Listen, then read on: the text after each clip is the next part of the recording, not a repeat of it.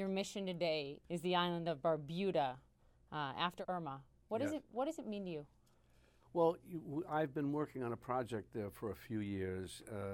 It's an ambitious project. It'll take a long time, but we were about to start with investors and people and so on. So I'm involved with the people on the island, and so feel a responsibility that I'm there to help everyone and to get everything up and running.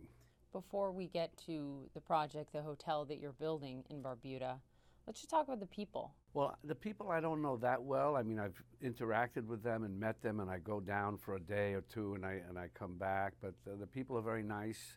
The Prime Minister of Barbuda, who I know you've been on the phone with Prime Minister Brown quite a bit since this tragedy, told us 95% of the structures on the island, the homes, the buildings, devastated. Make the case that this matters for Americans, wealthier nations, to help.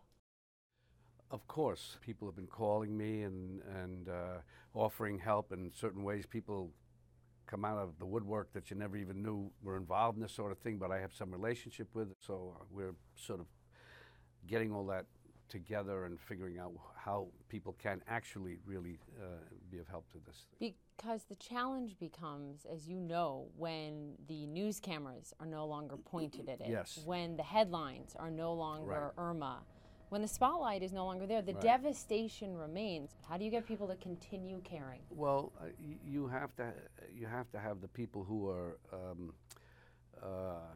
you have to keep. It's not easy, and I don't even know with myself what I'm going to be asked to do to help, but I'll be there. So the project that you were and are working on is a luxury hotel. Tourism is the lifeblood of these islands. Yes. It's everything. It's the economic engine. Without it, they lose so much. Right. And Barbuda doesn't have that now. Right. As you watched what the devastation, in real time over the weekend, did you ever question, should we build this anymore? No, because I mean, it is as devastating as it is, and as terrible as it is, it will come back. You know, it's not going to be stopped. So we want to be part of that.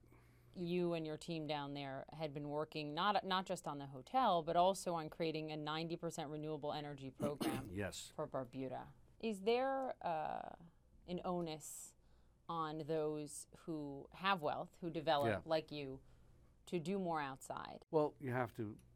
Our intention is to help the island. The island has to be healthy and back up and running. And at the same time, what we're doing with the hotel, that's great. But the most important thing are the people first, and then the hotel, and it can be done simultaneously. But it's a big endeavor. It's just it's a beautiful place, and it's quiet, and the people are nice, and it's been kind of unspoiled in a certain way. It's just that it's been one of those places. It's unique. You don't find places like this anymore, as far as I know. So Barbuda's Prime Minister told Time magazine this week, quote, "We have no doubt that this is a result of global warming and sea level rise and climate change." The White House came out this week and said, when asked about this, that it would need to conduct a, quote, trend analysis to determine if there's a connection. Any thoughts? Well, I think we all know the feeling from the White House that they're not too in favor of the idea of global warming, and so we have to deal with that. But people will deal with it, because no matter what the White House wants to do, the world sees that there are changes, and we're not certainly helping it by ignoring it. We could at the least are exacerbating the situation, and for the administration to turn their back on that is disgusting.